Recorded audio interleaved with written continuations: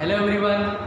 Okay, तर याच्या आधी म्हणजे आपण जे 3 पार्ट केलेले आहेत त्याच्यामध्ये जेवढं पण आपण फ्लुइडबद्दल जेवढं डिस्कस केलं किंवा स्टडी केलेली आहे तो फ्लुइड रेस्टला होता, म्हणजे स्टॅटिक पोझिशनला. आठवतं हायड्रोस्टॅटिक म्हटलेलं?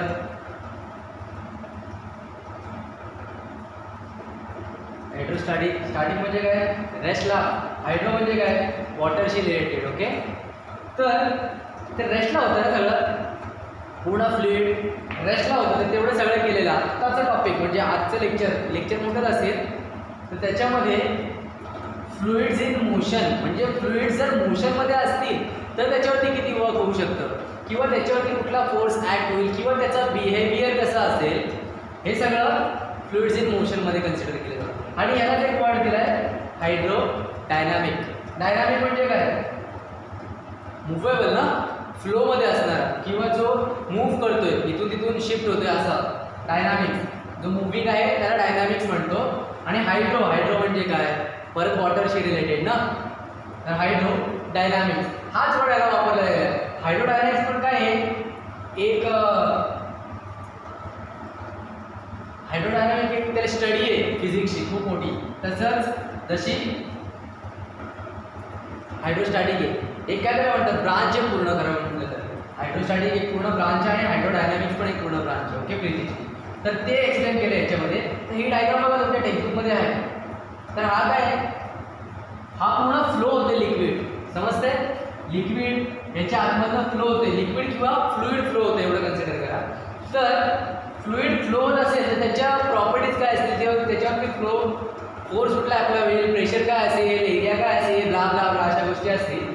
तर एवढ्या व्हॅल्यू असतात त्याच्यामध्ये. म्हणजे काय? Steady flow.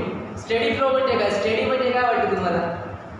नॉर्मल ना, किंवा चेंज नाही होणार, चेंज होऊ नाही शकत, किंवा कॉन्स्टंट आपण असं म्हणू शकतो ना. समजते? म्हणजेच नस. आणि फ्लो म्हणजे काय? वाहतोय तो. समजते? म्हणजेच मोशनमध्ये आहे ना. तर स्टेडी म्हणजे काय? हा पूर्ण लिक्विड आहे ना, हा सेम स्पीडने ट्रॅव्हल करतो. सेम स्पीड किंवा सेम वेलॉसिटी म्हणतो. सेम वेलॉसिटीने आपण तो फ्लुइड ट्रॅव्हल करतोय. आणि याच्यामध्ये स्टेडी फ्लोमध्ये वेलॉसिटी आणि प्रेशर हे दोन्हीही कॉन्स्टंट असतात. ओके, म्हणजे चेंज होत नाही. म्हणजे आता तुम्हाला जर सांगितलं की ह्या पोझिशनला म्हणजे इतके जो मॉलिक्यूल आहे फ्लोमध्ये म्हणतोय, ह्या पोझिशनला जो मॉलिक्यूल येईल त्याची वेलॉसिटी काय असेल आणि त्याचा प्रेशर काय असेल, तेवढाच असेल जेवढा इथल्याचा असेल. समजतंय का? म्हणजे जेवढा इथल्याचा जो असेल ना प्रेशर आणि वेलॉसिटी कॉन्स्टंट तीच असणार, म्हणून तर कॉन्स्टंट म्हटले. ओके, त्यानंतर फ्लो लाईन म्हणजे काय? ज्या लाईनमध्ये मॉलिक्यूल फ्लो करतात एखाद्या स्ट्रेट लाईनमध्ये. ओके, समजतंय? फ्लो लाईन म्हणजे ज्या लाईनमध्ये मॉलिक्यूल्स फ्लो करत आहेत. समजतंय? टेक्स्टबुकमध्ये आहे डेफिनेशन, इझी आहे. तर त्यानंतर स्टीम लाईन. आता हा स्टीम लाईन आणि टर्ब्युलंट फ्लो हे खूप इम्पॉर्टंट आहे ना. तर आता स्टीम लाईन म्हणजे काय माहिती आहे का? अशा लाईन ज्या दुसऱ्या लाईनला पॅरलल असतात किंवा आयडेंटिकल असतात. समजतंय? म्हणजेच काय? स्टीम लाईन ह्या मॉलिक्यूलला टॅन्जेन्शियली जात असतात. म्हणजे समजा हे मॉलिक्यूल्स आहेत, हे ट्रॅव्हल करतात, तर इथून एक असणार, परत काही मॉलिक्यूल्स आलेले आहेत.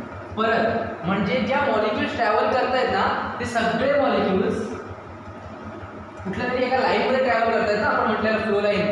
तर त्या लाईन्स एकामेकाला आयडेंटिकल असणार, पॅरलल, त्याला आपण म्हणतो स्टीम लाईन. काय असतात? लाईन पॅरलल तर असणार, ह्याच्यामध्ये वेलॉसिटी आणि प्रेशर हे पण कॉन्स्टंट असणार. समजते? वेलॉसिटी आणि प्रेशर हे कॉन्स्टंट असणार, ह्याचा फ्लो चेंज होणार नाही. समजते?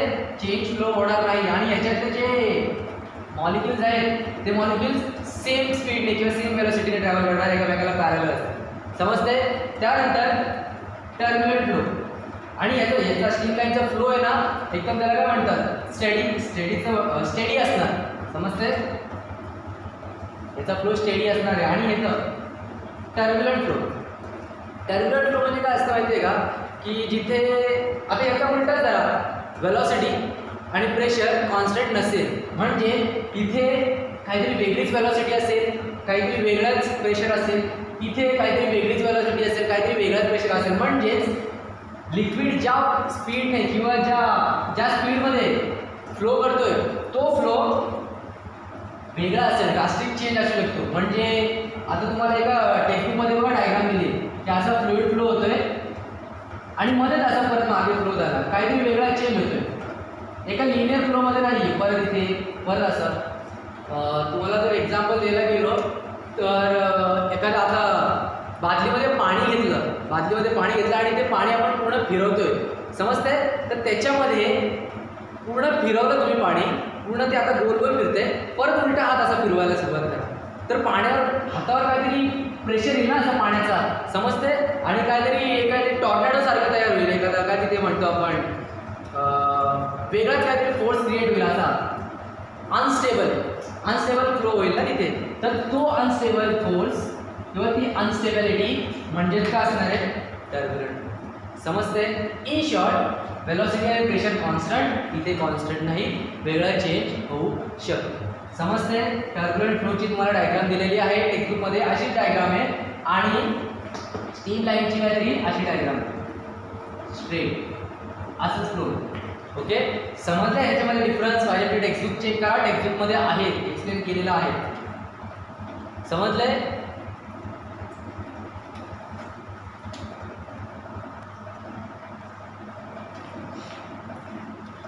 ओके, तर नेक्स्ट टॉपिक आहे क्रिटिकल वेलोसिटी आणि रेनॉल्ड नंबर. ओके, तर हा रेनॉल्ड नंबर आहे ना, हा तुम्हाला लास्ट इयरपर्यंत नव्हता, म्हणजे गेल्या वर्षीपर्यंत 12वीला नव्हता, हा या वर्षीचा टॉपिक आहे आणि हा पुढच्या वर्षीचा टॉपिक असायचा, म्हणजे डिग्रीला असायचा टॉपिक रेनॉल्ड नंबर काय असतो. ओके, तुम्हाला ते टर्ब्युलंट फ्लो आणि ते 11वी किंवा 12वीला असायचे थोडेफार, पण ते जास्त तुम्हाला पुढच्या वर्षी एक्सप्लेन केले जायचे. ओके, ते आता तुम्हाला या वर्षीच दिलेलं आहे. ओके, तर रेनॉल्ड नंबर काय आणि क्रिटिकल वेलोसिटी म्हणजे काय? तर मी तुम्हाला सांगितलं टर्ब्युलंट फ्लो असतो आणि स्टीम लाईन फ्लो असतो. समजतंय? स्टीम लाईन फ्लो आणि टर्ब्युलंट फ्लो. ओके, तर टर्ब्युलंट फ्लो आणि स्टीम लाईन फ्लो, कुठला फ्लो टर्ब्युलंट आहे आणि कुठला फ्लो स्टीम लाईन आहे हे डिसाईड कोण करतं? क्रिटिकल. म्हणजे क्रिटिकल वेलोसिटीच्या बेसिसवर डिसाईड केलं जातं की जो फ्लो आहे तो टर्ब्युलंट आहे का स्टीम लाईन आहे. समजतंय? क्रिटिकल वेलोसिटीच्या बेसिसवर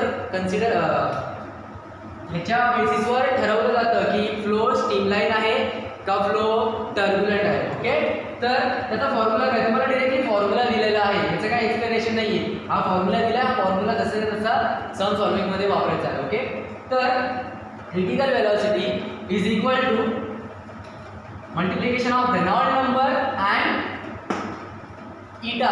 ईटा काय आहे? Coefficient of viscosity. ओके, तर तुम्ही म्हणाल विस्कॉसिटी काय? विस्कॉसिटी तुम्हाला एक्सप्लेन करेल, पण एवढं लक्षात ठेवा की हा आहे कोएफिशियंट ऑफ विस्कॉसिटी. त्यानंतर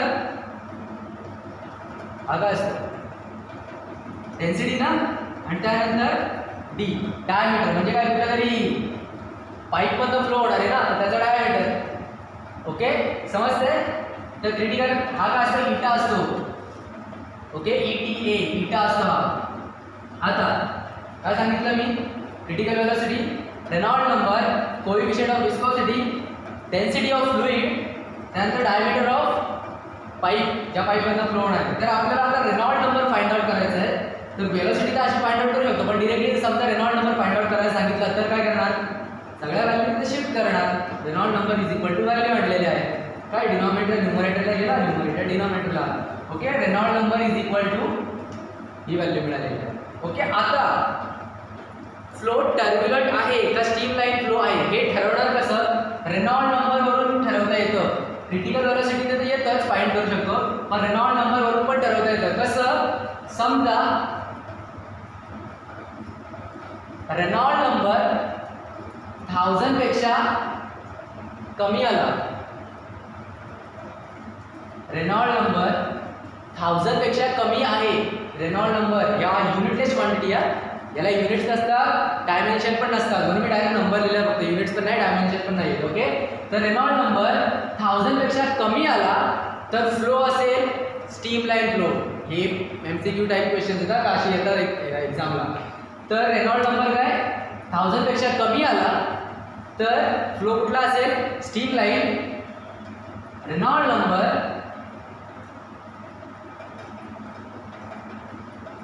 2000 पेक्षा ग्रेटर आला तर फ्लो असेल टर्ब्युलंट. समजतंय? 1000 पेक्षा कमी स्टीम लाईन फ्लो, 2000 पेक्षा जास्त काय असणार, टर्ब्युलंट फ्लो. ओके, तुम्ही म्हणाल मग सर याच्यामध्ये पण काय असेल ना की जर 1000च्या मध्ये आणि 1000 आणि 2000च्या मध्ये पण काहीतरी फ्लो असेल ना, त्याला काय म्हणणार, त्याला अनस्टडी म्हणणार. म्हणजे तो तिथे स्टेडी नाही आहे, तो जस्ट चेंज व्हायला सुरुवात करतोय. म्हणजे तिथे प्रेशर पण वेगळं असेल, तिथं वेलॉसिटी पण वेगळी असू शकते. ओके, तर तो टॉपिक येणार आहे, तो पुढे आपण डिस्कस करूयात. ओके, तर Reynold number is equal to ती व्हॅल्यू मिळाली. आता तुम्ही म्हणाल सर इथे कोएफिशिएंट ऑफ विस्कॉसिटी म्हटलं, तर विस्कॉसिटी म्हणजे काय आहे? विस्कॉसिटी हे तुम्हाला 11वीला झालंय, 11वीच्या केमिस्ट्रीमध्ये होता हा टॉपिक. ओके, तर विस्कॉसिटी म्हणजे काय असतं, आता डिरेक्टली तुम्हाला एक वर्डवर एक्सप्लेन करायला गेलो तर समजणार नाही. मी तुम्हाला एक एक्झाम्पल देतो. समजा तुमच्याकडे एका ग्लासामध्ये पाणी आहे आणि एका ग्लासामध्ये मध आहे, मध. ओके, तर आपण काय केलं, समजा ते कुठल्या तरी आता एका फ्लोअरवर, समजा इथे फ्लोअरवर मी ते ओतलं दोन्ही, तर पाणी लवकर निघून जाईल ना, समजतंय? किंवा आता एखादी अशी बुक आहे, ओके, किंवा समजा हा डस्टरच घेतो मी, इथे पाणी टाकलं आणि इथे मध टाकलेलं आहे, तर पाणी लवकर फ्लो होऊन निघून जाईल. समजतंय? आणि मध लवकर फ्लो होईल का? नाही, थोडं लेट जाईल ना ते. समजतं? म्हणजे तुम्ही म्हणाल सर ते थिक असतं. थिक असतं म्हणजे सायन्सच्या लँग्वेजमध्ये काय म्हणू शकते, त्याची विस्कॉसिटी जास्त असते. समजतंय? म्हणजेच काय, समजा या फ्लोअरवर हे आपण आता काय मध आहे. ओके, तर ह्याची जी लेअर आहे ना वरची, ही वरची लेअर खालच्या लेअर बरोबर फ्रिक्शनल फोर्स क्रिएट करणार. वरची लेअर आणि खालची लेअर म्हणजे दोन अशा खूप साऱ्या लेअर्स आहेत ना, तर ह्या लेयर्समध्ये काहीतरी फ्रिक्शनल फोर्स क्रिएट होणार आहे. ओके, तो फ्रिक्शनल फोर्स लेयर्स आणि लेयर्समध्ये पण असणार आणि लेयर्स आणि सॉलिडमध्ये पण असणार. समजतंय? कशावर तरी आहे ना ते ठेवलेलं, म्हणजे लेअरमध्ये पण फ्रिक्शनल फोर्स असणार आणि लेयर्स सॉलिडमध्ये पण फ्रिक्शनल फोर्स असणार. त्याच्यामुळे त्याच फ्रिक्शनल फोर्समुळे तो फ्लुइड थोडासा स्लो फ्लो करतोय ना, मग त्या फ्रिक्शनल फोर्सच्याच प्रॉपर्टीला म्हणतात विस्कॉसिटी. समजते? त्या फ्रिक्शनल फोर्सच्या प्रॉपर्टीला म्हणतात विस्कॉसिटी. आणि समजा विस्कॉसिटी जर कमी आहे, विस्कॉसिटी कमी आहे म्हणजे काय होईल, फ्लुइड पटकन जाईल ना निघून, म्हणजे खूप फास्ट फ्लो होईल, म्हणजे काय वॉटर. आणि समजा विस्कॉसिटी जास्त आहे, विस्कॉसिटी जास्त आहे म्हणजे तेवढा अजून स्लो होणार, म्हणजे काय मध किंवा आपण अजून दूध पण म्हणू शकतो. समजतंय? मिल्क किंवा हनी.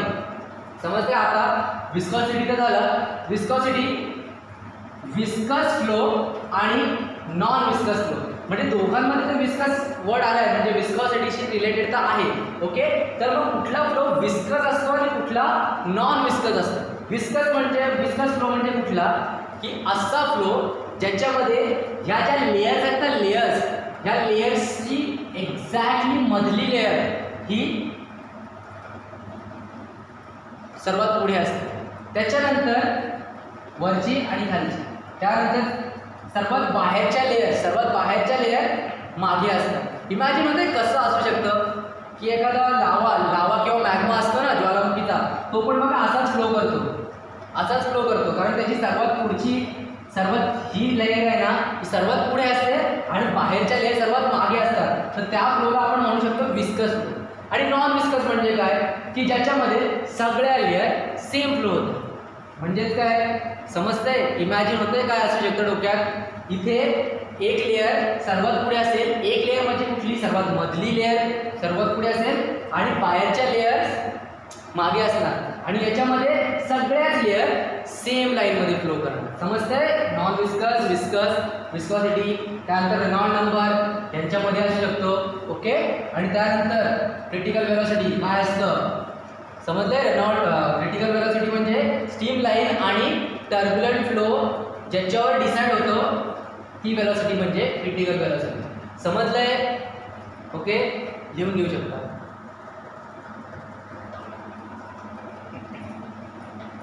ओके, तर याच्या आधी आपण जो फॉर्म्युला केलेला आहे रेनॉल्ड नंबरचा, आठवते? तर रेनॉल्ड नंबरमध्ये कोएफिशियंट ऑफ विस्कॉसिटी आलेला ना, तो कोएफिशियंट ऑफ विस्कॉसिटी म्हणजे मी काय म्हटलेलं इटा म्हटलेलं इटा. ओके, तर ती इटाची व्हॅल्यू आली कुठून? ओके, तर ती व्हॅल्यू आली याच्यावर, म्हणजे काय force applied on a liquid किंवा तुम्ही जो फ्लुइडवर म्हणाल तो force is directly proportional to the area. म्हणजे जो एरिया आहे त्या फ्लुइडचा, ज्या एरियावर आपला आणि जो फ्लुइड जिथून फ्लो करणार आहे ना, तर त्याने जो एरिया कव्हर केलेला आहे तो area directly proportional into velocity gradient. Okay, म्हणजे काय असणार change in velocity with respect to displacement. समजतंय काही? काय असणार force is directly proportional to area into change in velocity with respect to displacement. Okay, तर याच्यानंतर आता डायरेक्टली प्रपोर्शनलची साईन आहे ती साईन काढून टाकायची. तर काय करणार डायरेक्टली प्रपोर्शनलची साईन काढताना आपण काय करतो इज इक्वल टू कॉन्स्टंट ना, तर इज इक्वल टू घेतलाय आणि जो कॉन्स्टंट येणार आहे ओके, तर तो कॉन्स्टंट काय आहे इटा, आणि तोच कॉन्स्टंट म्हणजे काय असणार कोएफिशियंट ऑफ विस्कॉसिटी मगाशी सांगितलेलं. ओके, तर त्याला एका बाजूला ठेवलंय, बाकीच्या व्हॅल्यूज या साईडला शिफ्ट केल्या, म्हणजेच इटा काय असणार आहे एफ बाय ए आणि divided by dB upon D x. समजतंय? म्हणजे समजते एवढ्या एरियावर म्हणजे एवढे डिस्टन्स आहे ना, म्हणजे एखाद्या स्टेशनरी पॉईंट पासून हे लिक्विड किती एरियावर गेलेला आहे, तर तो एरिया असणार किती वेलॉसिटीने गेलेला आहे ती वेलॉसिटी असणार, आणि कुठपर्यंत गेलेला आहे काहीतरी डिस्टन्स गेला आहे ना तो डिस्टन्स असणार. ओके, आणि जाताना त्याचा फोर्स काय होता तो फोर्स हा असणार आहे. तर त्यांचं पूर्ण कॉम्बिनेशन किंवा त्यांची पूर्ण सॉल्विंग अशा प्रकारे केली तर आपल्याला व्हॅल्यू कुठली मिळणार कोएफिशियंट ऑफ विस्कॉसिटी. ओके, समजलेला आहे, छोटासा टॉपिक आहे, तुम्हाला टेक्स्टबुकमध्ये आहे, तुम्ही चेक करू शकता. त्यानंतर स्टॉक्स लॉ. ओके, तर हा स्टॉक्स लॉ काय आहे, स्टॉक्स लॉ एक्झामला येऊ शकतो, पण मी फक्त ते जसे तसं एक्सप्लेन केलेलं आहे. आपण जेव्हा नोट्स देऊ त्याच्यामध्ये रिटर्नमध्ये लिहिलेला असेल. तर स्टॉक्स लॉ काय सांगतो, एका सायंटिस्टचं नाव आहे स्टॉक. ओके, तर तो काय सांगतोय, समजा असं एखादा फ्लुइड आहे. ओके, फ्लुइड आहे आणि फ्लुइडमध्ये मी एक बॉल किंवा एक स्पियर मी त्याच्यामध्ये टाकलेला आहे. ओके, समजते? आता या कंटेनरमध्ये कन्सिडर करा पूर्ण फ्लुइड आहे आणि मी त्याच्यामध्ये एक बॉल डीप केलेला आहे. ओके, तर तो बॉल खाली जाणार ना, खाली चाललाय त्या फ्लुइडमधनं खाली चाललाय, तर त्या खाली जाताना त्या बॉलवर कुठला तरी फोर्स ॲक्ट होणार ना त्या फ्लुइडमुळे. आता फ्लुइड काय एकामेकामध्ये स्लो ट्रॅव्हल करतो ना, स्लो ट्रॅव्हल करतो म्हणजे त्या दोन्ही लेअरमध्ये काहीतरी फ्रिक्शन असतं. आता ते फ्रिक्शन हा बॉल ब्रेक करत खाली चाललाय, म्हणजे बॉलवर काहीतरी फोर्स अप्लाय होणार ना, त्या फोर्सला आपण म्हणणार विस्कस फोर्स. समजतंय? त्या फोर्सला आपण म्हणणार विस्कस फोर्स, आणि तो विस्कस फोर्स डायरेक्टली प्रोपोर्शनल असतो इटाला. इटा म्हणजे काय कोएफिशियंट ऑफ विस्कॉसिटी, त्यानंतर रेडियस ऑफ बॉल जो स्पियर आहे त्या स्पियरची रेडियस, आणि त्यानंतर वेलॉसिटी कोणाची असणार, तो बॉल ज्या स्पीडने चाललाय खाली त्या ना, समजते ती असणार वेलॉसिटी. ओके, समजते? तर viscous flow is directly proportional to eta r v. आता एम्पेरिकली म्हणजे काय, हे जे सायंटिस्ट आहेत ना, त्या सायंटिस्टने स्वतः सॉल्व्ह केलेलं आहे, आता तुम्ही काय सांगाल की सर डायरेक्टली प्रोपोर्शनलची साईन काढताना आपण इज इक्वल टू कॉन्स्टंट घेतो ना, तर यांनी पण इथली साईन काढताना इज इक्वल टू कॉन्स्टंट घेतलेला आहे. तर तो कॉन्स्टंट म्हणजे किती घ्यावा, तर 6 पाय हा कॉन्स्टंट घ्या. हे कशावर ठरवलं, या सायंटिस्टने स्वतः सॉल्व्ह केले ते, आणि स्वतः सॉल्व्ह करून 6 पायची व्हॅल्यू तिथे पुट केली. समजतंय काय असतं स्टॉक्स लॉ, तुम्हाला टेक्स्टबुकमध्ये दिलाय, तुम्ही वाचू शकता. हा जो स्पियर आहे तो फ्लुइडमध्ये ट्रॅव्हल करताना त्याच्यावरती कुठला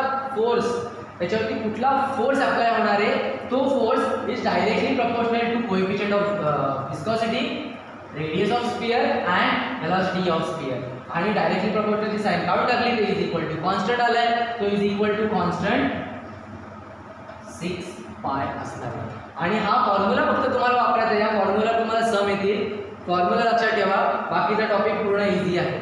समजलं हे तुम्हाला? हे पण समजलंय? लिहू शकता.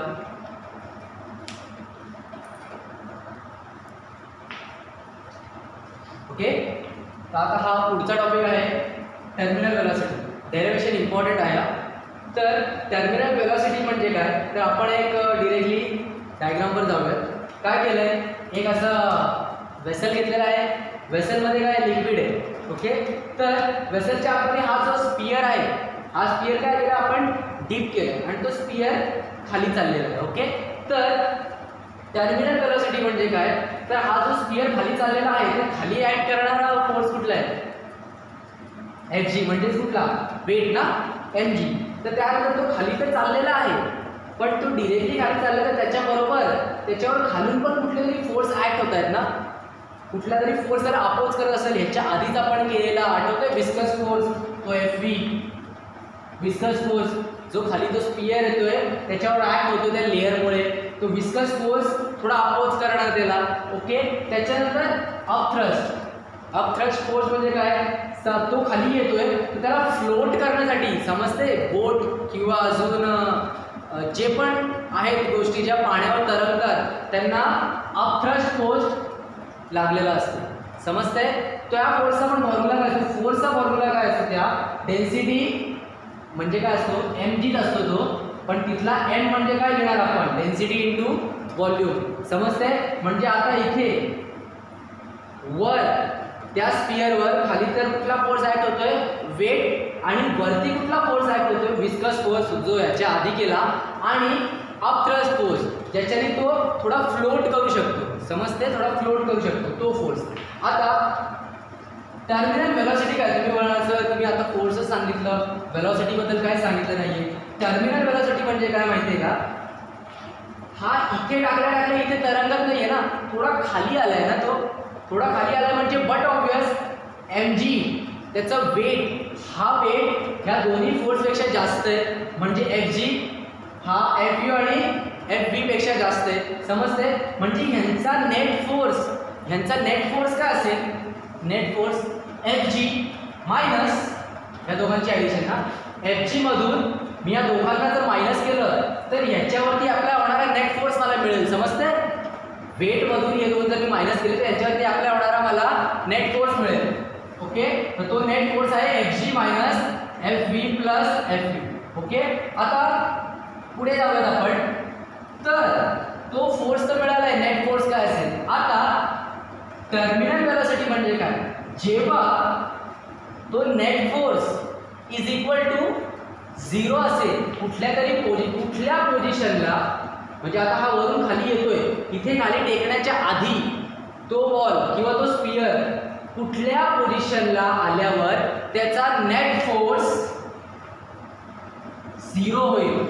कुठल्या पोझिशनला आल्यावर त्याचा नेट फोर्स 0 होईल आणि कुठल्या पोझिशनला तो येतोय तर काहीतरी वेलोसिटी वरून तर खाली येतोय ना म्हणजे वेलोसिटी असणार. तर ज्या पोझिशनला आल्यावर त्याचा नेट फोर्स 0 झालाय त्या पोझिशनला येताना त्याची वेलोसिटी काय होती किंवा त्या पोझिशनला त्याची वेलोसिटी काय होती ती वेलोसिटी म्हणजे टर्मिनल वेलोसिटी. परत एकदा मी तुम्हाला सांगतो तो वरून खाली येतोय वेटमुळे आणि त्याला बॅलन्स करणारे फोर्स कुठले अपथ्रस्ट आणि viscous force. Okay. Viscous force.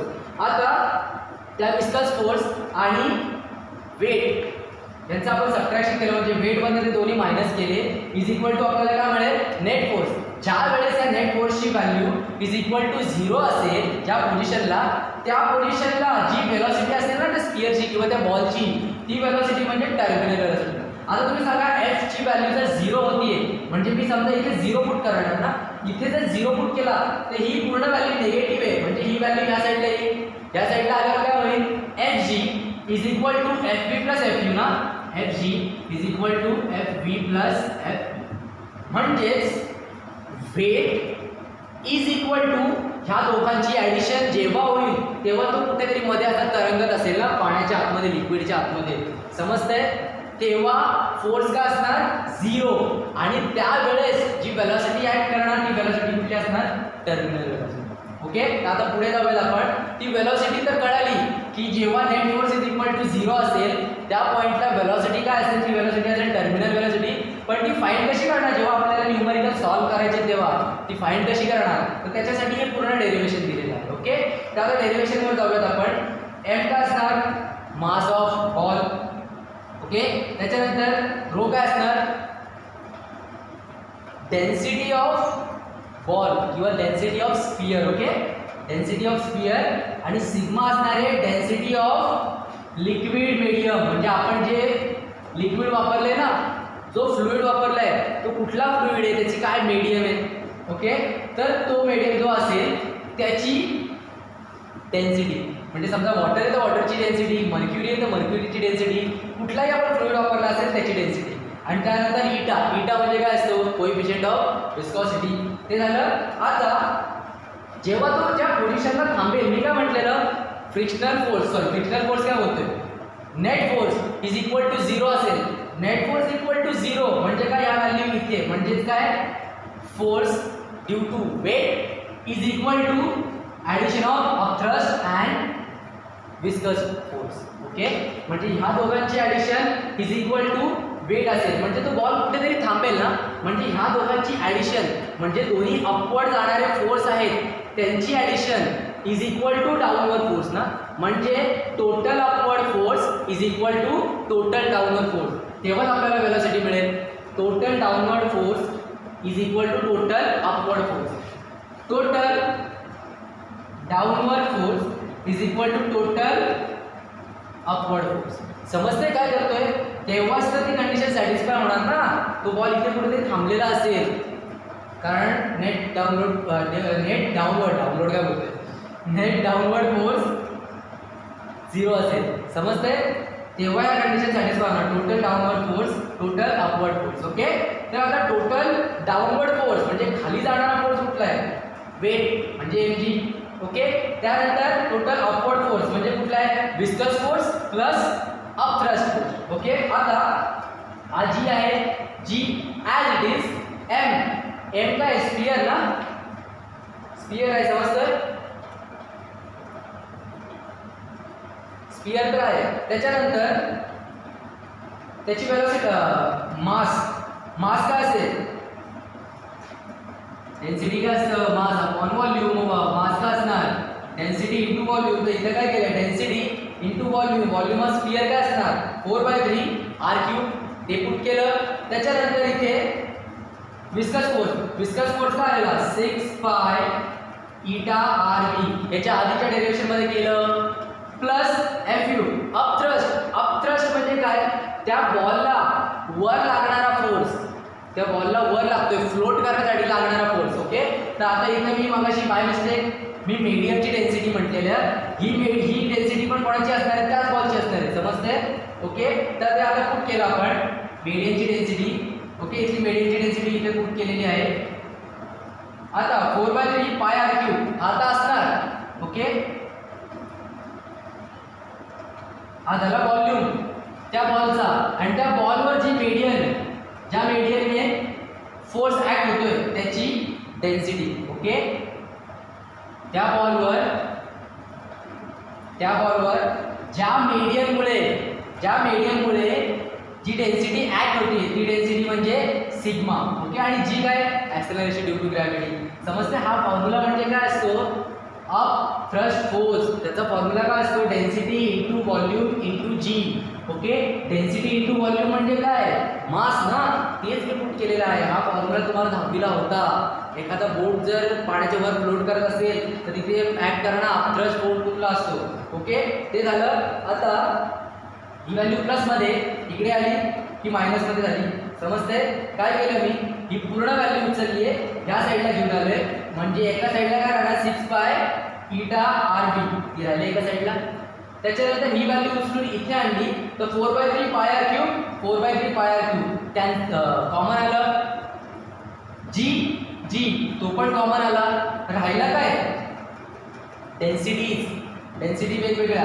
ही डेन्सिटी कोणाची आहे बॉलची आहे, ही डेन्सिटी कोणाची आहे मीडियमची.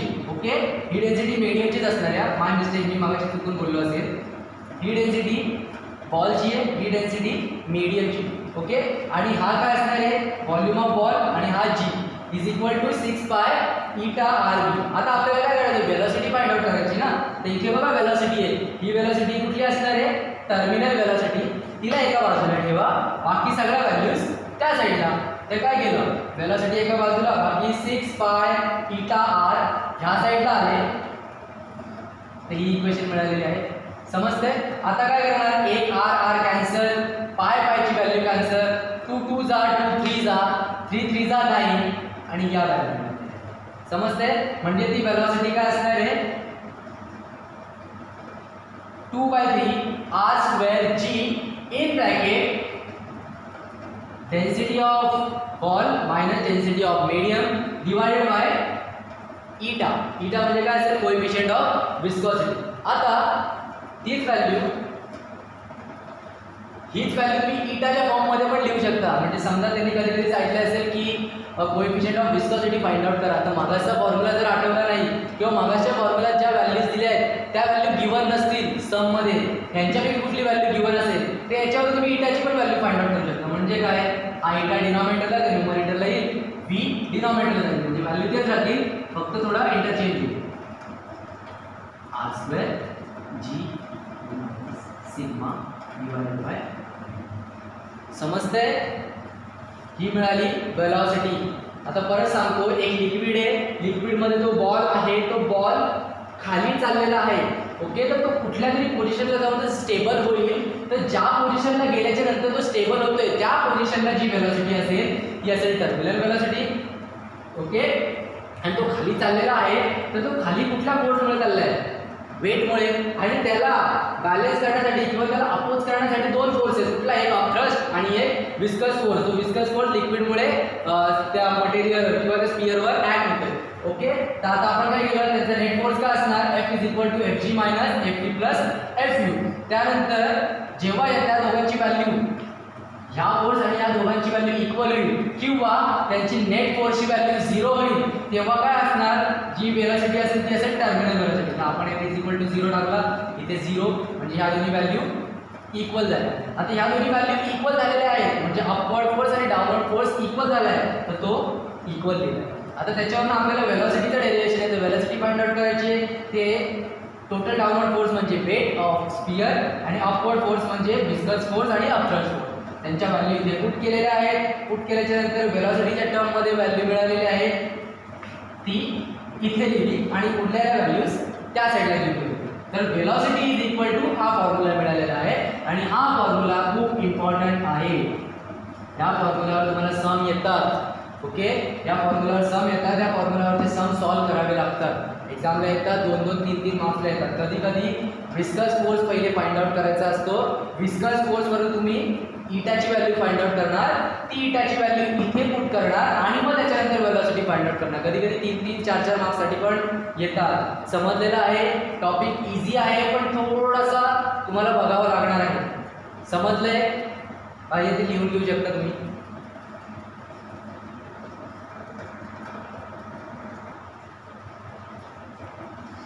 ओके, तर आता याच्या पुढे हा इम्पॉर्टंट टॉपिक आहे, इक्वेशन ऑफ कंटिन्युटी. ओके, तर इक्वेशन ऑफ कंटिन्युटी काय आहे, तर समजा एखादा आता पाईप आहे, त्या पाईपमधून फ्लुइड फ्लो होतोय. ओके, आता पाईपमधून फ्लुइड जर फ्लो होत आहे तर समजा पाईप इथे थोडा ब्रॉड आहे आणि इथे नॅरो आहे. ओके, तर पाईप इथे ब्रॉड आहे आणि तिथे नॅरो तर आहे, मग पाणी त्याच्यामधून फ्लो होणार आहे. समजते.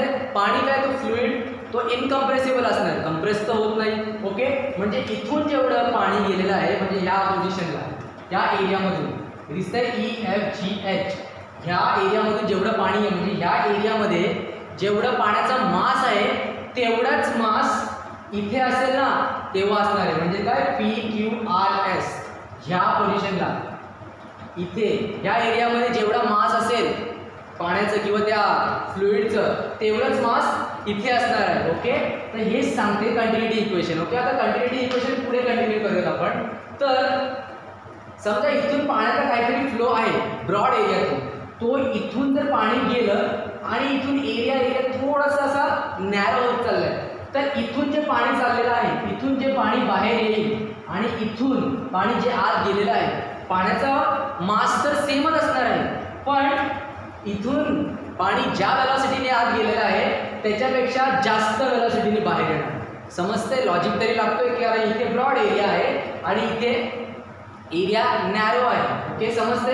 तर इथून गेलेलं पाणी त्याची स्पीड किंवा त्याची वेलॉसिटी कमी असेल आणि इथली वेलॉसिटी जास्त असेल. म्हणजे एरिया जर ब्रॉडर असेल तर वेलॉसिटी कमी असणार फ्लुइडची, आणि एरिया जर नॅरो आहे तर वेलॉसिटी जास्त असणार. ओके, तर ती जास्त किंवा कमी ती किती असणार, तर त्याच्यासाठी equation of continuity find out केलेलं आहे. ओके, तर काय करणार होता, mass of fluid in EFGH, म्हणजे मी काय म्हटलेलं इथे जेवढं असणार आहे मास तेवढंच इथे असेल. मग काय केलं, दोन्ही मास एकामेकाला इक्वल केले. ओके, म्हणजे EFGH ला जेवढं ज्या पोझिशनला जेवढं मास असणार तेवढंच PQRS ला असणार आहे. ओके, आता मास काय असतो, डेन्सिटी इंटू व्हॉल्यूम ना. Volume density is equal to mass by volume, तर mass is equal to density into volume. ती व्हॅल्यू पुट केली.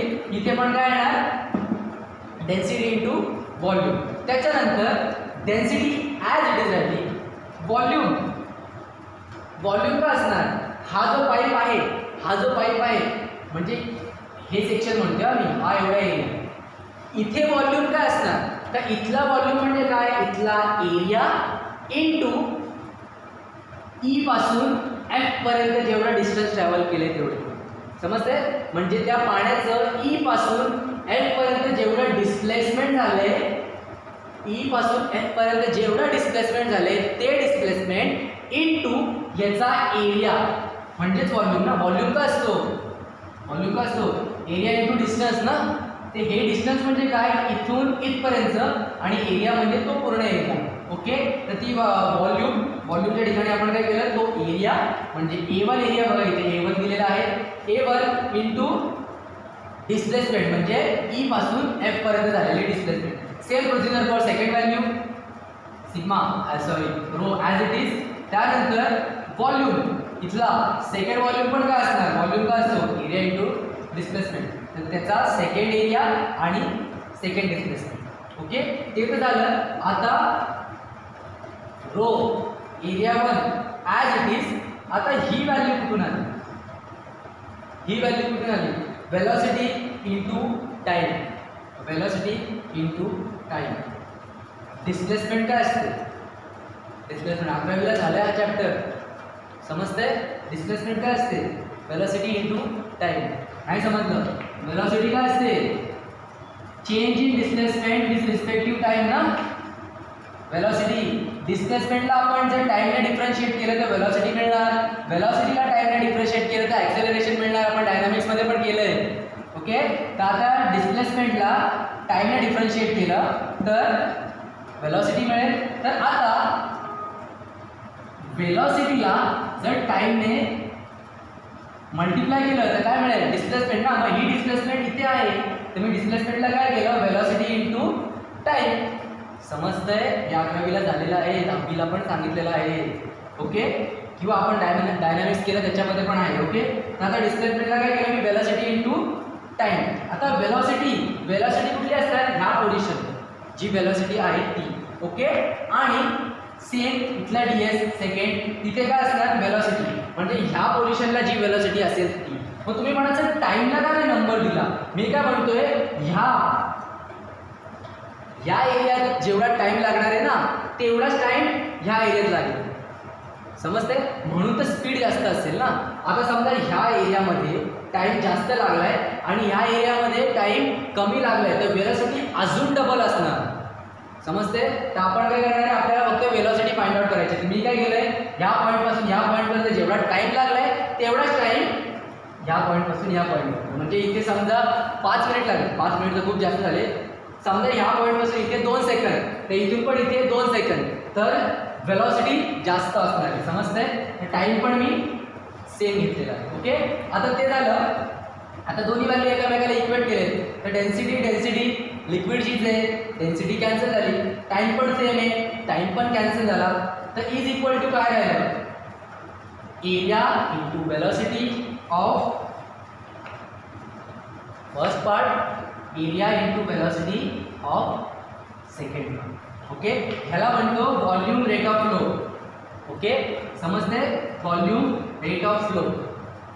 तर व्हॉल्यूम रेट ऑफ फ्लो हा कंटिन्युटीच्या इक्वेशनमध्ये काय असतो? कॉन्स्टंट असतो. म्हणजेच area into velocity is equal to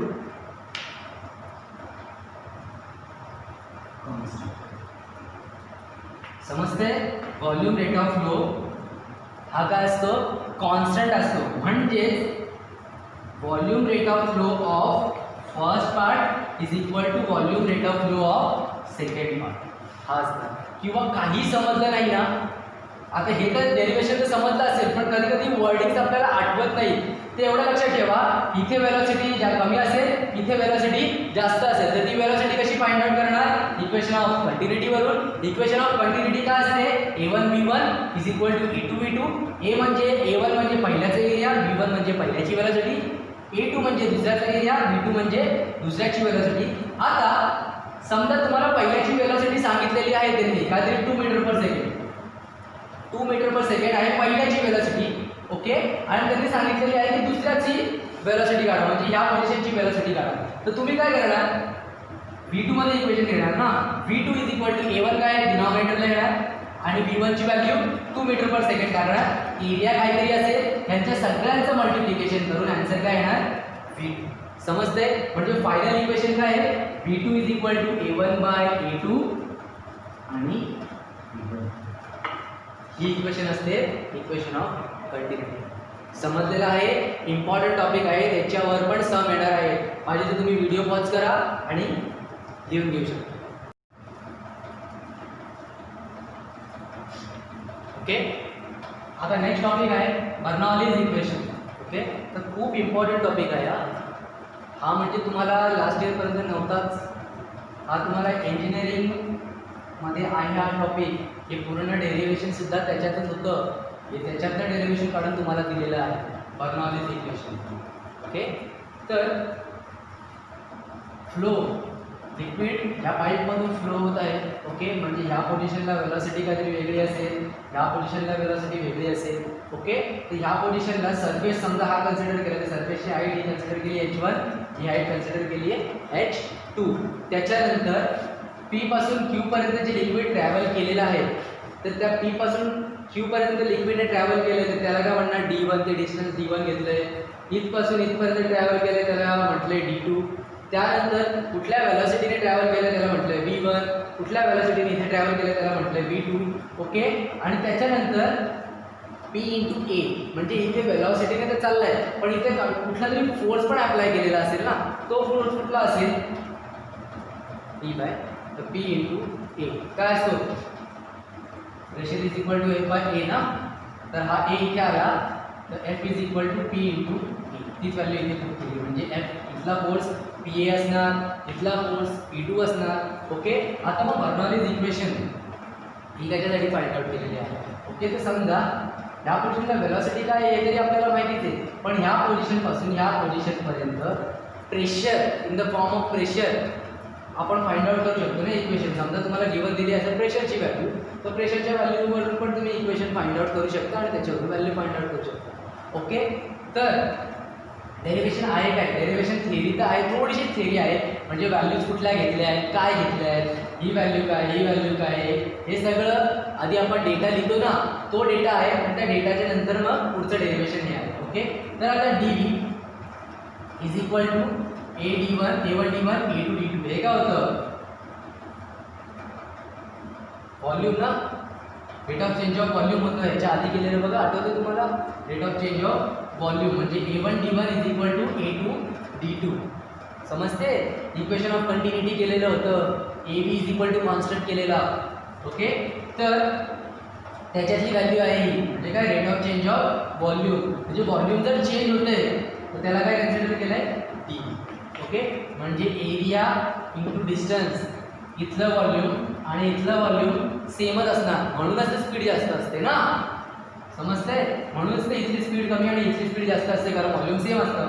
okay, तर व्हॉल्यूम तर सेम आहे. आता वर्क डन ह्या पॉईंटपासून ह्या पॉईंटपर्यंत जाण्यासाठी लागलेलं वर्क डन तर ते वर्क डन काय असणार W is equal to P1 A1 D1 minus P2 A2 D2. म्हणजेच ह्या पॉइंटला पोहोचतोय आणि ह्या पॉइंटला, तर आतमध्ये लागलेलं टोटल वर्क डन काय असेल फायनल मायनस इनिशियल ना, समजते फायनल मायनस इनिशियल हे एकदा 0 पासून ना चालू झाले, कुठल्या तरी हाईटने चालू झाले, म्हणजे इथे पण काहीतरी वर्क डन असणार, इथेही असणार, म्हणजे दोघांचं वर्क डन कसं काय फाइंड आउट करू शकता final minus initial, sorry initial minus final. आपण काय केलं इथून स्टार्ट केलंय, इथून तो तिथपर्यंत गेलेला आहे, समजते माय मिस्टेक, इथून तो तिथपर्यंत गेलेला आहे. तर आपण काय केलं मग दोघांचं सबट्रॅक्शन केलं, म्हणजे इथलं वर्क मायनस इथलं वर्क, तर टोटल मध्ये वर्क किती झालंय ते मिळालं. ओके, आता W is equal to P1 A1 D1 ही तर व्हॅल्यू मिळालेली आहे. आता वर्क डन का असतो फोर्स इनटू डिस्प्लेसमेंट ना, तेच लिहिलेलं आहे फोर्स इनटू डिस्प्लेसमेंट, पण फोर्स काय असतो P इनटू A, तर तो P इनटू A हा आहे, समजतंय. आणि डिस्प्लेसमेंट म्हणजे काय ह्या पॉईंट पासून या पॉईंट पर्यंतच, म्हणजे काय दिलंय तो D1, तर तीच व्हॅल्यू दिलेली आहे. वर्क डनचाच फॉर्म्युला वापरलेला आहे, फोर्स इनटू डिस्प्लेसमेंट तोच फॉर्म्युला वापरलेला आहे. ओके, आता हा फोर्स ॲज इट इज आला, त्यानंतर प्रेशर, तो प्रेशर तर राहिला इथे, आणि एरिया इनटू डिस्टन्स, हा पूर्ण एरिया इनटू हे डिस्टन्स, म्हणजे काय झालं व्हॉल्यूम, ते व्हॉल्यूम पुट केले. ओके, मायनस प्रेशर 2 म्हणजे ह्या पॉईंटचं प्रेशर, त्याच्यानंतर तिथला पण काय एरिया इनटू डिस्टन्स, म्हणजे तो एरिया आणि त्याचं डिस्टन्स, म्हणजे एरिया इनटू डिस्टन्स त्याचं पण व्हॉल्यूम. तुम्ही म्हणा सर यांना D1 आणि D2 काय दिलं, सुरुवातीलाच आपण सांगितलेलं आहे की दोघांचं व्हॉल्यूम सेम आहे, दोघांचं व्हॉल्यूम सेम आहे, तर आपण काय केलं dV पुट केलेलं आहे. तर dV कॉमन आला, व्हॅल्यू कुठली P1 मायनस P2. ओके, समजते P1 मायनस P2 व्हॅल्यू राहिली, याला इक्वेशन नंबर 2 दिलाय. आता एनर्जी ऑफ कन्झर्वेशन, म्हणजेच ह्या पॉईंट पासून ह्या पॉईंट पर्यंत पोहोचण्यासाठी किती एनर्जी लागलेली आहे, किंवा किती एनर्जी कन्झम्पशन झालेला आहे ह्या पॉईंट पासून ह्या पॉईंट पर्यंत. ओके, तर तेच टोटल मेकॅनिकल एनर्जी, म्हणजे ह्या पॉईंट पासून ह्या पॉईंट पर्यंत जाण्यासाठी टोटल एनर्जी किती लागलेली आहे, तर टोटल एनर्जी म्हणजेच काय वर्क डन ना, तर आपण टोटल एनर्जी 10वी पासून किंवा 9वी पासून आपल्याला माहिती आहे टोटल एनर्जी म्हणजे काय असतं kinetic energy plus potential energy, समजते. तर टोटल एनर्जी किती लागली आहे कायनेटिक प्लस पोटेन्शियल, म्हणजे या पॉईंटला जी कायनेटिक प्लस पोटेन्शियल ह्या पॉईंटची कायनेटिक आणि पोटेन्शियल, ह्या पॉईंटची कायनेटिक आणि पोटेन्शियल, समजते. ओके, समजलं. टोटल मेकॅनिकल एनर्जी म्हणजे ह्या पॉईंट पासून ह्या पॉईंट पर्यंत जाण्यासाठी लागलेली एनर्जी, आणि टोटल एनर्जी म्हणजे काय असतं कायनेटिक प्लस पोटेन्शियल. तर आपण काय केलं kinetic energy for first point किंवा फर्स्ट पार्ट, तर काय केलं Ke1, कायनेटिक एनर्जी काय असते हाफ mv स्क्वेअर ना, तर हाफ mv स्क्वेअर पुट केला, half as it is velocity काय असणार आहे रो इंटू dv, वेलॉसिटी काय असते sorry half as it is mass काय असणार आहे रो इंटू dv, म्हणजे डेन्सिटी इंटू व्हॉल्यूम, तो पुट केला, आणि व्हॉल्यूम काय असणार या dv ज्या साईडचा dvच ना, कारण व्हॉल्यूम तर सेम आहे. तर मास असणार density into volume, velocity as it is, पाहिजे तर इथे काहीतरी नंबर द्या. त्याच्यानंतर सेकंड कायनेटिक एनर्जी, म्हणजे ह्या पार्टची कायनेटिक एनर्जी पण काय असणार फॉर सेकंड पार्ट काय असणार हाफ mv स्क्वेअर. आता इथला मास पण काय आहे rho into volume, density into volume, समजते, आणि velocity two as it is, समजते.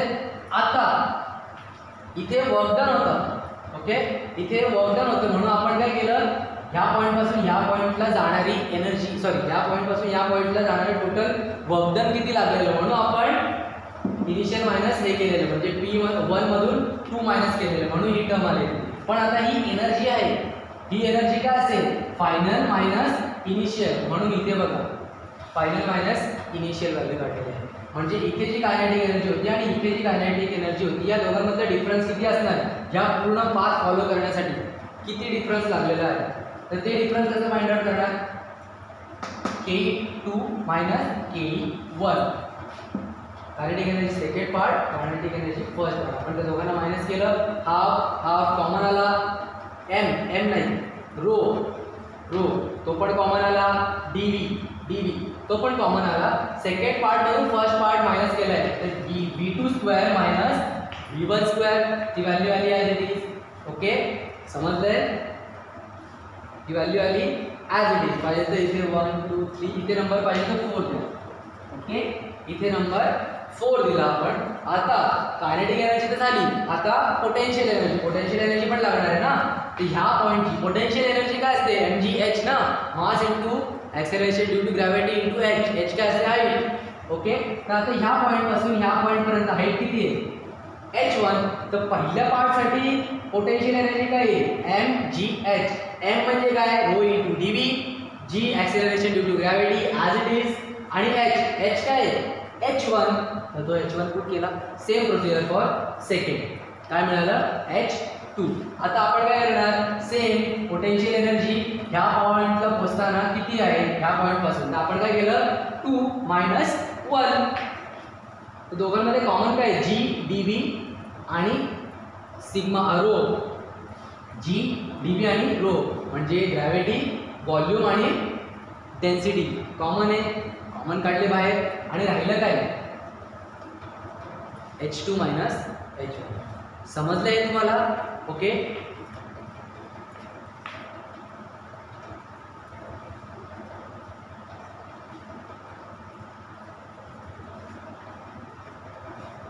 तर याच्या आधी वर्कडनचा काय फॉर्म्युला होता, P1 - P2 इंटू dv होता ना.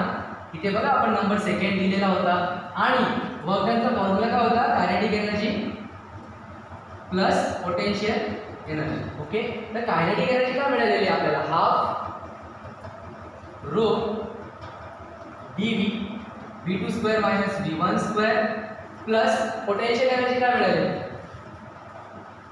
Row dv g h2 minus h1. Okay आता वर्क डन ह्या पॉइंट पासून ह्या पॉइंट पर्यंत लागणारं वर्क डन तर दोघांचं सेमच असणार आहे ना.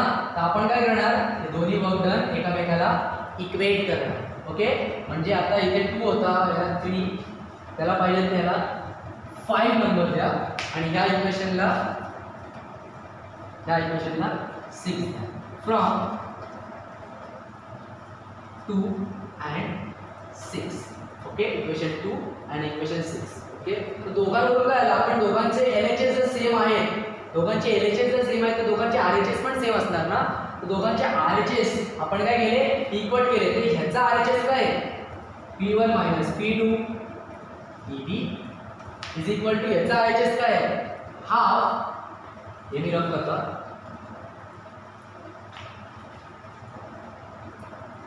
Okay half rho dv v2 square minus v1 square.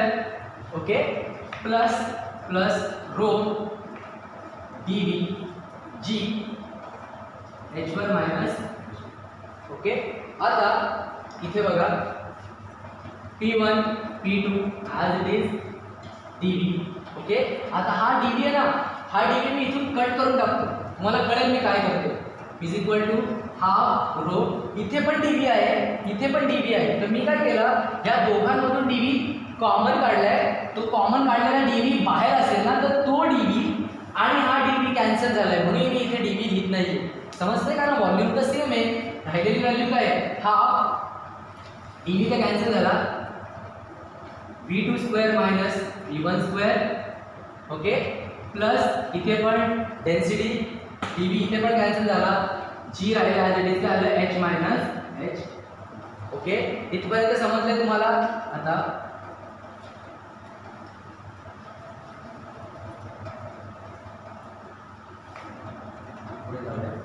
तर ह्या व्हॅल्यूज आतमध्ये मल्टिप्लाय करा म्हणजे राहिलं काय P1 - P2 is equal to half rho, आतमध्ये पुट करा हाफ रो v2 ला पहिले मल्टिप्लाय होणार तर v2 चा square minus half rho v1 चा स्क्वेअर प्लस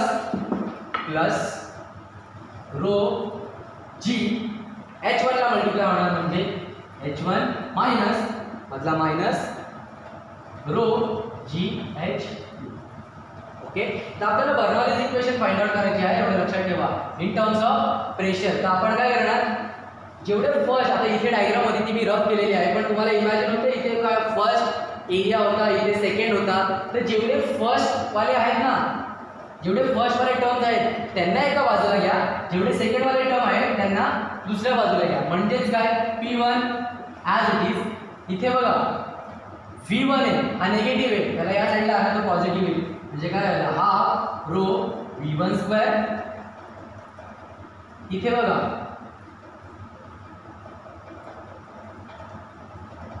इथे H2. ओके,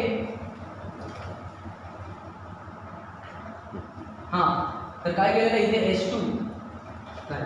ते बघा इथे व्हॅल्यू H2 मायनस H1 होतं ना, तर आपण इथे पुढे काय केले, H2 minus H1, H2 minus H1. आपल्या इथे थोडंसं गंमत झाली, H2 मायनस H1. तर आपण काय केली, त्याच व्हॅल्यू आतमध्ये पुट केल्या, तर इथे H2 आणि इथे H1. मला कसं कळालं, कारण बघा ह्या पूर्ण values is equal to P1 is equal to, म्हणजे पहिली value is equal to second value आहे ना, तर त्या सगळ्या व्हॅल्यू पॉझिटिव्ह आहेत. या इक्वेशनमध्ये सगळ्या व्हॅल्यू पॉझिटिव्ह आहेत आणि ही व्हॅल्यू जर H2 झाली असती तर ही इथे आली असती, समजते. पण या साईडला आपण H1 घेतो, समजा हा जर H1 इथे आला असता तर तो निगेटिव्ह झाला असता, तर ती कंडिशन सॅटिस्फाय होत नाहीये.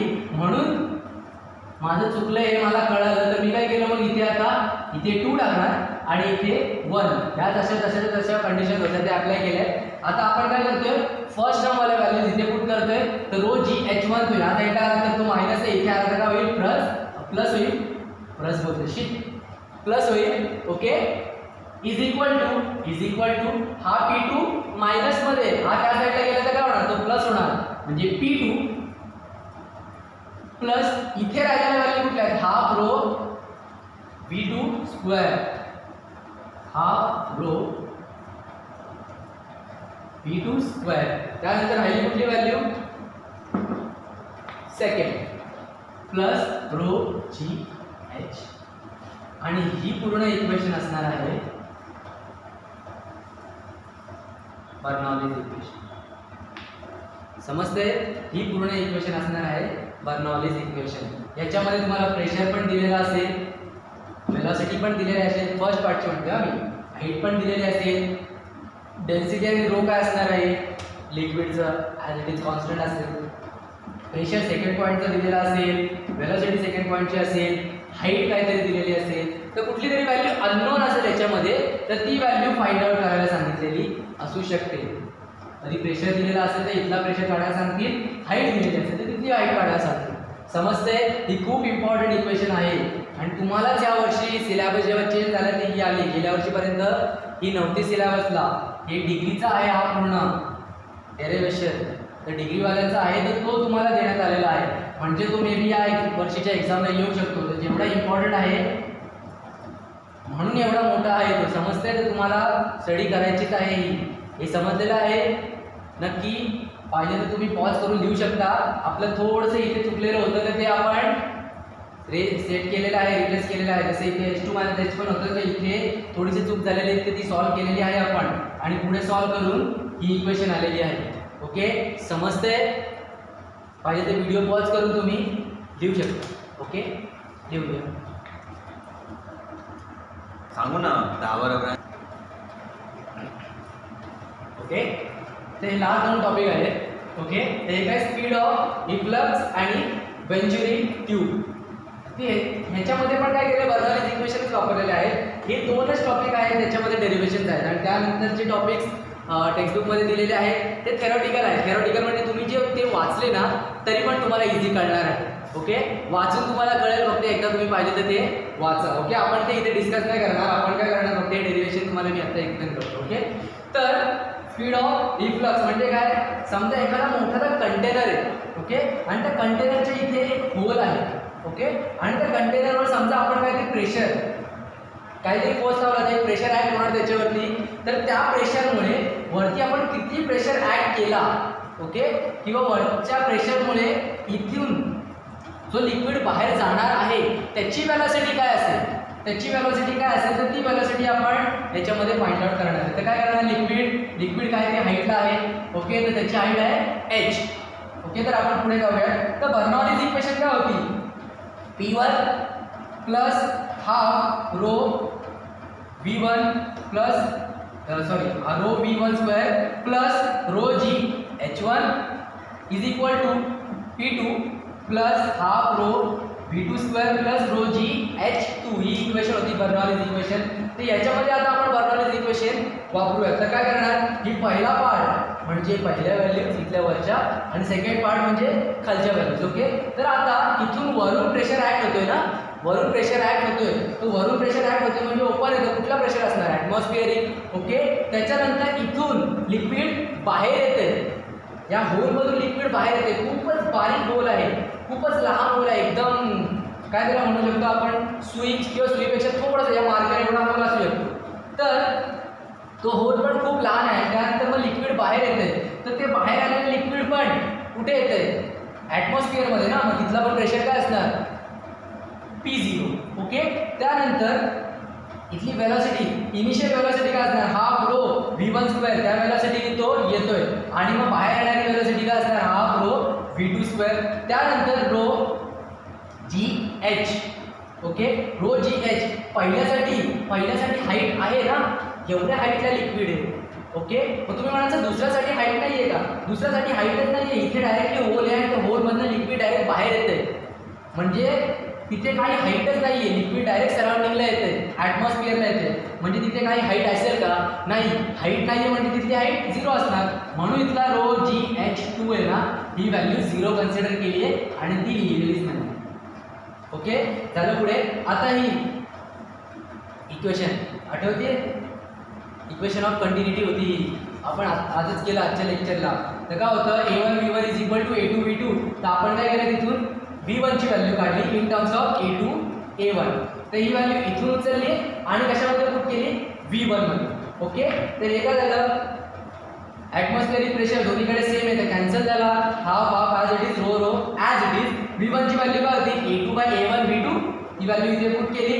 V चा स्क्वेअर होता, तर या दोन व्हॅल्यूचा स्क्वेअर झाला, plus rho GH as it is plus half rho V2 square as it is. Okay, आता त्यानंतर रो, इथला रो आणि इथे पण रो आहे, तर त्या तिन्ही रो मी कॉमन काढले. रो नंतर कॅन्सल होईल आणि राहिलं काय, A2/A1 चा स्क्वेअर V2 चा स्क्वेअर. आणि इथे काय केलं आता बघा, इथे 2 आहे, इथे 2 आहे डिनॉमिनेटरला, इथे नाही आहे.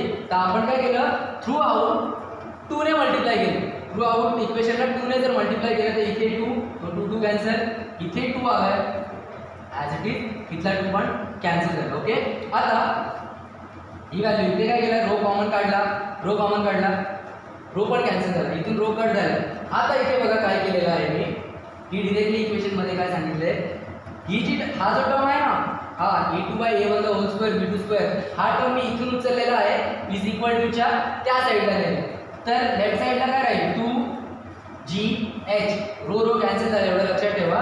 तर 2GH is equal to rho cancel झाला, V2 स्क्वेअर मायनस, ही व्हॅल्यू मायनसमध्ये होणार, काय होईल, minus A2 square A2/A1 the whole square A2/A1 the whole square V2 square. Okay, आता मायनस. आता पुढची कंडिशन बघा, मी काय सांगितलेलं, हा एरिया खूप मोठा आहे आणि इथे होल खूप लहान आहे. म्हणजे एखाद्या मार्करचा होल असू शकतो किंवा त्याच्यापेक्षाही लहान. म्हणजे इथला एरिया हा ह्या एरियापेक्षा खूप लहान आहे. म्हणजे आपण जर कन्सिडर केला तेव्हा तर त्याला निग्लेक्ट कन्सिडर करू शकतो, एवढा लहान आहे. ह्याच्या कंपॅरिझनमध्ये तो खूपच लहान आहे. समजते, म्हणजे आता अर्थ आहे. ओके, तर अर्थच्या कंपॅरिझनमध्ये समजा कुठला छोटासा, आता आपण एखादा एरिया कन्सिडर केला, पूर्ण अर्थच्या कंपॅरिझनमध्ये कर्जत किती लहान आहे, तर आपण त्याला निग्लेक्ट करू शकतो ना.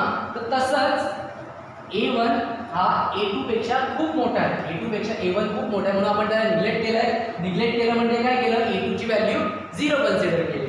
तर काय केलं, A2 ची व्हॅल्यू 0, इथे पुट करा A2 0, म्हणजे 0/A1, एनिथिंग अपॉन 0/एनिथिंग काय नाही, 0/एनिथिंग 0, म्हणजे ही व्हॅल्यू 0 झाली.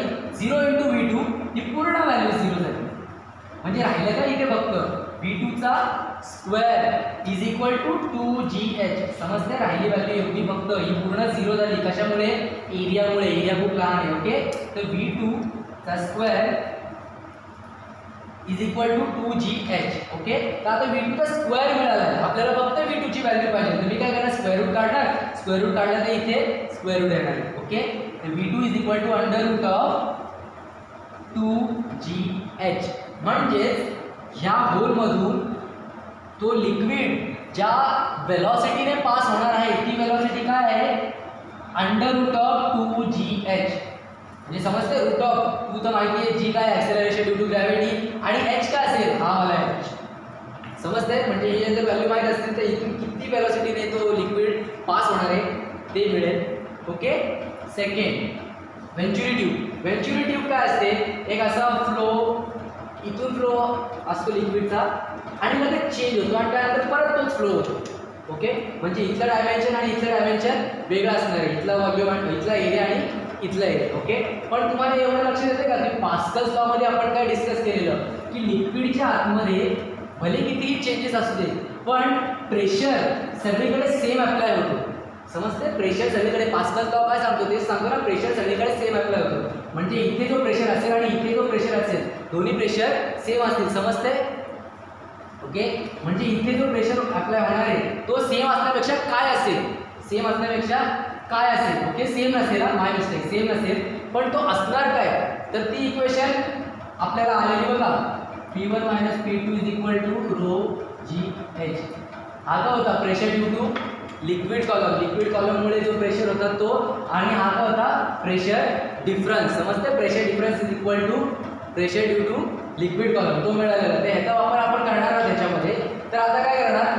समजा व्हेंच्युरी ट्यूबमधून लिक्विड पास होतोय आणि इथे लिक्विड छोटं झालेलं आहे, त्यानंतर परत तेच लिक्विड मोठं झालेलं आहे. ओके, म्हणजे इथे वेलॉसिटी वेगळी असेल आणि इथे वेलॉसिटी वेगळी असणार आहे. तर आपण काय केलं? स्टार्ट केलं इथे. आता ह्या व्हेंच्युरी ट्यूबला ना इथे एक ट्यूब आहे छोटीशी, म्हणजे इथे प्रेशर किती असेल आणि इथे प्रेशर किती असेल याच्यासाठी पण ट्यूब दिली. तर ह्या दोघांमधला डिफरन्स, ह्या दोघांमधला डिफरन्स म्हणजे H असेल. समजते, ते यायचं राहिलेलं माझं डायग्राम अशीच आहे टेक्निकमध्ये. या दोघांमधला डिफरन्स म्हणजे H असणार आहे. आता काय करणार आपण? बर्नॉलीज इक्वेशनच कम्पेअर केली. बर्नॉलीज इक्वेशनमध्ये बघा इथे ρGH होता आणि इथे पण ρGH असतो, पण तो का कॅन्सल केला की हाईट नाहीच आहे. मग मला सांगा, आता हा हॉरिझॉन्टली फ्लो होतोय ना, हॉरिझॉन्टली फ्लो होतोय, तर याच्यामध्ये लिक्विडची काय हाईट असेल का? हा व्हर्टिकली होता. ती दुसरी डायग्राम बघा, ती पण व्हर्टिकली फ्लो होत होता, म्हणजे इथली हाईट आणि इथली हाईट माहीत होती. इथे हाईटच कम्पेअर करायला नाही म्हणून इथल्या हाईट कन्सिडरच केल्या नाही. इथल्या हाईट कन्सिडर केल्या नाही म्हणून ρGHच्या व्हॅल्यूज आल्या नाही आहेत. पहिल्या कुठल्या? प्रेशर आणि वेलॉसिटीचे. ओके, तर P1 पहिल्या पॉईंटचा प्रेशर आणि पहिल्या पॉईंटची वेलॉसिटी, दुसऱ्या पॉईंटचा प्रेशर म्हणजे इथला, दुसऱ्या पॉईंटची वेलॉसिटी. आता आपण काय केलं? P2 या साईडला घेऊन या आणि इथला P1 त्या साईडला घेऊन जा. तर काय केलं? P1 त्या साईडला गेला तर हाफ आणि रो कॉमन आला, हाफ आणि रो कॉमन आला, V2 - V1 ती व्हॅल्यू राहिली, म्हणजे V2² - V1². याला नंबर 1 दिलेला आहे. आता ही पुढची इक्वेशन ही कशी आली? तर ही इक्वेशन आठवते आपण पहिल्या लेक्चर घेतलेलं. पहिल्या लेक्चरमध्ये आपण सांगितलेलं की प्रेशर डिफरन्स, लिक्विडमधला प्रेशर डिफरन्स कसा फाइंड आउट करणार, किंवा लिक्विडमधला प्रेशर डिफरन्स काय असतो? Pressure difference is equal to ρGH, म्हणजे pressure due to liquid column जेवढा असणार तो असणार प्रेशर डिफरन्स. म्हणजे प्रेशर डिफरन्स कसा फाइंड आउट करू शकतो? इथे बघा एक छोटी ट्यूब दिली आहे, त्यात ही छोटी ट्यूब इथपर्यंत प्रेशर अप्लाय होतोय, ह्या छोट्या ट्यूबचा प्रेशर इथपर्यंत अप्लाय होतो. तर इथे आणि इथे ह्या दोघांमधली हाईट किंवा दोघांमधला डिस्टन्स काय आहे? H ना, तर तो H असणार हा H. समजते? जी काय असणार? ॲक्सिलरेशन ड्यू टू ग्रॅव्हिटी, आणि डेन्सिटी काय असणार? आतमध्ये जो लिक्विड वापरलेला आहे त्याची डेन्सिटी. ओके, आणि प्रेशर डिफरन्स, तर प्रेशर डिफरन्स कसा मिळणार? ρGH. आता इथला प्रेशर डिफरन्स ρGH सेकंडमधनं उचला आणि फर्स्टमध्ये पुट करा. ओके, तर फर्स्टमध्ये मी पुट केलं आहे प्रेशर डिफरन्स. तर काय आला? Substitution in 1. तर काय केलं? ρGH मी इथे पुट केला, ρGH इथे पुट केलेला आहे, म्हणजे P1 - P2 च्या ठिकाणी ρGH पुट केला is equal to 1/2 1/2 rho as it is त्यानंतर V2 चा स्क्वेअर मायनस V1 चा स्क्वेअर ही व्हॅल्यू इथे पुट केलेली आहे. ओके. आता इथे बघा डिनॉमिनेटरला 2 आहे, डिनॉमिनेटरचा 2 इथे मल्टिप्लाय केलाय दिसतं आणि रो कॅन्सल झालेला आहे. म्हणजे वेलॉसिटीचा difference in terms of GH मिळालेला आहे. समजते? म्हणजे ह्या पॉईंटला वेलॉसिटी आणि या पॉईंटला वेलॉसिटी किती असेल या दोघांचा डिफरन्स आपल्याला काय मिळेल 2GH. आता ही वेलॉसिटीचा आहे पण तुम्हाला कळते का कंटिन्युटी इक्वेशन ऑफ कंटिन्युटी काय होतं? हे बघा ही होती ना इक्वेशन ऑफ कंटिन्युटी. म्हणजे V1 ची व्हॅल्यू आपण इथे पुट करू शकतो. समजते? V1 ची व्हॅल्यू जर आपण इथे पुट केली तर हीच इक्वेशन एरियामध्ये पण मिळू शकते, एरियाच्या टर्म्समध्ये पण मिळू शकते. एवढं समजतंय? हीच इक्वेशन एरियाच्या टर्म्समध्ये पण मिळू शकते आणि एरियाच्या टर्म्सने आपण ती फाइंड आउट करू शकतो. समजतंय? आजचा टॉपिक एवढाच होता. ओके, हे समजलंय पाहिजे तर रिवाइज करा. नेक्स्ट लेक्चरला आपण नेक्स्ट चॅप्टरपासून स्टार्ट करूया. ओके, तोपर्यंत ऑल द बेस्ट.